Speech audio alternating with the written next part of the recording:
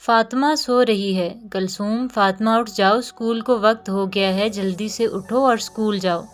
فاطمہ اٹھتی ہے اور اسکول جانے کے لیے تیار ہوتی ہے۔ اس کے بعد وہ دیکھتی ہے کہ امی نے کھانے کے لیے چولہا نہیں جلایا۔ وہ کھانا کھائے بنا اسکول چلی جاتی ہے۔ اسکول میں بھی بنا کچھ کھائے سارا دن رہتی ہے۔ پھر جب وہ واپس آتی ہے تو دیکھتی ہے کہ ماں نے روٹی رکھی ہے۔ وہ کھانا کھاتی ہے اور لیٹ جاتی ہے۔ اتنے میں فاطمہ کے بابا پریشانی کے عالم میں گھر واپس آتے ہیں اور بیٹھ جاتے ہیں۔ کلثوم ان کو پانی دیتی ہے اور پوچھتی ہے کہ خیریت ہے فاطمہ کے بابا، آج جلدی گھر آ گئے؟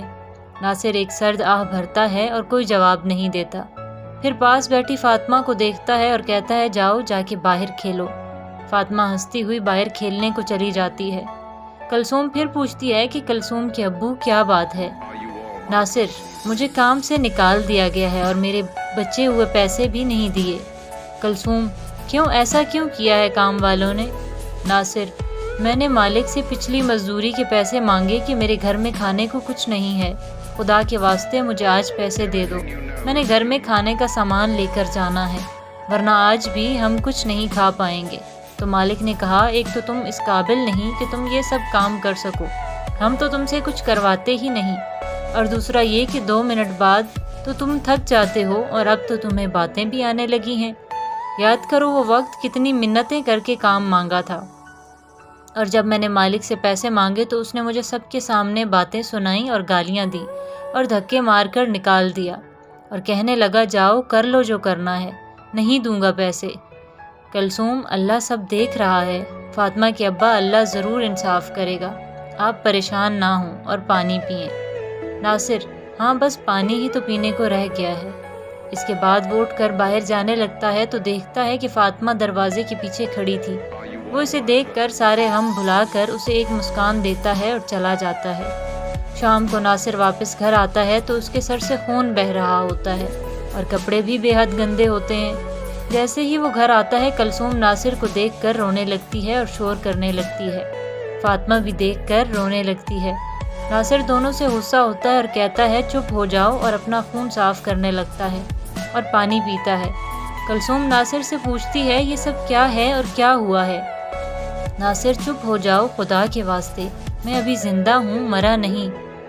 اللہ کا واسطہ ناصر ایسا نہیں بولیں، بتائیں تو صحیح ہوا کیا ہے اور کس نے کیا ہے یہ سب؟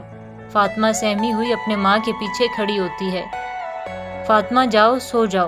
فاطمہ نہیں جاتی۔ ناصر چیختے ہوئے بولتا ہے میں نے کہا نہ جاؤ۔ فاطمہ ڈرتے ہوئے اپنے کمرے میں چلی جاتی ہے۔ کلثوم، اب بتاؤ کیا ہوا ہے ناصر؟ میں واپس پیسے لینے گیا تھا مالک سے، میں نے کہا دے دو میرے پیسے، میری بچی بھوکی ہے، اس نے کہا دفع ہو جاؤ یہاں سے۔ میں نے بہت منتیں کی لیکن وہ گالیاں دیتا گیا اور پھر میرا صبر ختم ہو گیا اور میں نے لڑنا شروع کر دیا، اور پھر اس کے سارے آدمیوں نے مجھے بہت مارا، بس پھر۔ کلثوم، اللہ سب ٹھیک کرے گا، اللہ ان ظالموں کو ہدایت دے۔ ناصر، کچھ نہیں ہونے والا ایسا، دیکھو میری قسمت، چوٹ لگنے کے بعد دوا دارو کے بھی پیسے نہیں ہیں میرے پاس۔ کلثوم روتی ہوئی کہتی ہے کھانا ہے گھر میں، آپ بیٹھیں میں کھانا لے کر آتی ہوں۔ کلثوم کھانا لے کر آتی ہے اور ناصر کے پاس بیٹھ جاتی ہے، اس کا چہرہ صاف کرنے لگتی ہے۔ ناصر، کھانا کہاں سے آیا؟ کلثوم، میں لے کر آئی ہوں پاس والے گھر سے۔ ناصر تھوڑی دیر چپ رہتا ہے اور پھر بولتا ہے میں نے سوچا تھا کہ شاید پیار سے پیسے مل جاتے تو گھر میں کھانے کو کچھ آ جاتا، لیکن یہ نہ دنیا تو نہ پیار کو مانتی ہے اور نہ مار کو، یہ تو بس طاقت کو مانتی ہے۔ اور یہ جو تم کہتی ہو نا کہ خدا انصاف کرے گا، کوئی انصاف نہیں کرے گا خدا، ابھی آج کل ان کا ہے، جینا بھی ان کا، مرنا بھی ان کا، جن کے پاس پیسے ہیں۔ ہم تو بس ان کے سامنے جنگلی جانور ہیں جنہیں بس کام لے کر بھگا دیا جاتا ہے، کبھی چارہ دے کر اور کبھی بغیر چارے کے۔ کلثوم، ایسا نہیں کہتے، اللہ دیکھ رہا ہے، سب ٹھیک ہو جائے گا، اللہ غریبوں کو نہیں دیکھتا، اگر دیکھتا ہوتا تو آج تمہیں کسی کے گھر کھانا لینے نہیں جانا پڑتا۔ کچھ ٹھیک نہیں ہوگا، جاؤ اور سو جاؤ اور مجھے بھی سونے دو۔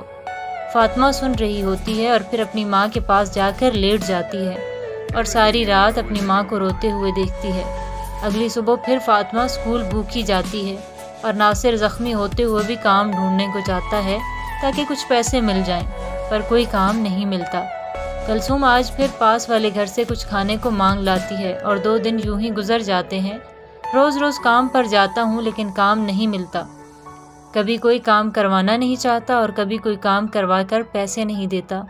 2 دن یوں ہی ضلالت میں گزر جاتے ہیں اور پھر ایک دن ناصر بازار سے گزر رہا ہوتا ہے اور فاطمہ کی عمر کی لڑکی کو مانگتے دیکھتا ہے اور لوگ اسے پیسے دے بھی رہے ہوتے ہیں۔ ناصر واپس آ کر ساری رات سوچتا رہتا ہے اور سارے حالات دیکھنے کے بعد اگلی صبح فاطمہ اسکول جانے لگتی ہے تو ناصر کہتا ہے، نہیں جانا اسکول، تم نہیں جاؤ گی آج کے بعد اسکول۔ کلثوم تو پھر کہاں جائے گی؟ ناصر، مانگنے۔ کلثوم، کیا؟ ناصر، ہاں۔ فاطمہ، نہیں، میں نے نہیں جانا مانگنے، میں اسکول جاؤں گی۔ فاطمہ اسکول جانے لگتی ہے تو ناصر اسے پکڑ کر جھنجھوڑتا ہے اور کہتا ہے، سنا نہیں تم نے میں نے کیا کہا؟ نہیں جاؤ گی تم اسکول، مانگنے جاؤ گی۔ فاطمہ روتی ہوئی کمرے میں چلی جاتی ہے۔ کلثوم، ناصر، خدا کا واسطہ ہے ایسا مت کریں۔ ناصر، جب خدا میرے لیے کچھ نہیں کرتا تو میں خدا کے لیے کیوں کچھ کروں؟ کلثوم، ناصر، ہوش میں آؤ۔ ناصر، چپ ہو جاؤ، بالکل چپ، ورنہ بہت ماروں گا۔ ناصر فاطمہ کو باہر لے کر آتا ہے اور کہتا ہے کہ تم کو مانگنے جانا ہے، سمجھ آئی؟ فاطمہ، بابا، میں اسکول جانا چاہتی ہوں اور پڑھ لکھ کر آپ کے لیے زیادہ پیسے کمانا چاہتی ہوں۔ ناصر ہنستے ہوئے، تم پڑھ لکھ کے نہیں، ابھی سے تم کماؤ گی اور مانگنے جاؤ گی۔ کلثوم ناصر کا ہاتھ پکڑتی ہے اور ناصر اس کو تھپڑ مارتا ہے اور باہر چلا جاتا ہے۔ رات کو ناصر واپس آتا ہے اور فاطمہ سو چکی ہوتی ہے اور کلثوم بیٹھ کر ناصر کا انتظار کر رہی ہوتی ہے۔ ناصر آ کر چارپائی پر بیٹھ جاتا ہے۔ کلثوم، کھانا لاؤں؟ ناصر، نہیں۔ کلثوم، کیوں؟ ناصر خاموش رہتا ہے اور پھر پوچھتا ہے، فاطمہ مانگا ہوا کھانا کھا کر سو گئی کیا؟ کلثوم، ہاں۔ ناصر زور سے رونے لگ جاتا ہے اور کہتا ہے، کلثوم، مجھے معاف کر دو، میں تم پر ہاتھ نہیں اٹھانا چاہتا تھا، تم مجھے معاف کر دو۔ ناصر کے دونوں ہاتھ پکڑ کر کہتی ہے، ناصر روئیں مت، مجھے پتہ ہے آپ بہت مجبور ہیں اور پریشان ہیں، اللہ خیر کرے گا انشاءاللہ۔ ناصر، میرے جیسا آدمی کو نہ کوئی بھیک دیتا ہے اور نہ کوئی کام، اگر ہمیں زندہ رہنا ہوگا تو فاطمہ کو مانگنا ہوگا، ورنہ آج نہیں تو کل ہم لڑ کر مر جائیں گے یا بھوک سے، اور روز روز تمہیں کوئی کھانا نہیں دے گا، اس لیے تم فاطمہ کو صبح سمجھانا۔ کلثوم، پر ناصر، بس بات ختم، سو جاؤ اور مجھے بھی سونے دو۔ کلثوم آج پھر روتے ہوئے ساری رات گزار دیتی ہے اور اللہ سے التجائیں کرتی ہے کہ وہ سب ٹھیک کر دے گا۔ فاطمہ اپنے ماں اور باپ کو دیکھتی ہے اور ساری رات سوچنے کے بعد ایک فیصلہ کرتی ہے۔ اگلی صبح ایک بار پھر ناصر فاطمہ سے کہتا ہے، تم بھیک مانگنے جاؤ گی؟ فاطمہ کہتی ہے، جی بابا، میں جاؤں گی، لیکن میں اسکول بھی جاؤں گی۔ ناصر، کیا مطلب؟ فاطمہ، بابا، میں اسکول جاؤں گی اور واپس آ کر مانگنے جاؤں گی۔ ناصر، ٹھیک ہے۔ کچھ دن یوں ہی چلتا رہا اور پھر ایک دن ندا فاطمہ کی اسکول ٹیچر ہے اور وہ ایک دن فاطمہ کو مل جاتی ہے جب وہ بھیک مانگ رہی ہوتی ہے۔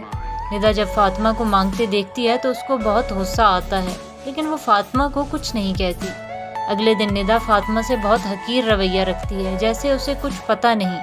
آہستہ آہستہ فاطمہ کی کلاس کے بہت سے بچے بھی یہ بات جان جاتے ہیں کہ فاطمہ مانگتی ہے، اور وہ اس کی کئی نام ڈالتے ہیں، اور جس پر فاطمہ کو غصہ آتا ہے فاطمہ ہاتھ لگا لیتی ہے، وہ اس کو نہیں چھوتے۔ اور پھر ایک دن فاطمہ کے سپنوں کے جنون کی عزت کی آگ اسے کھا جاتی ہے اور وہ ان سب باتوں سے تنگ آ کر روتی ہوئی گھر واپس آ جاتی ہے۔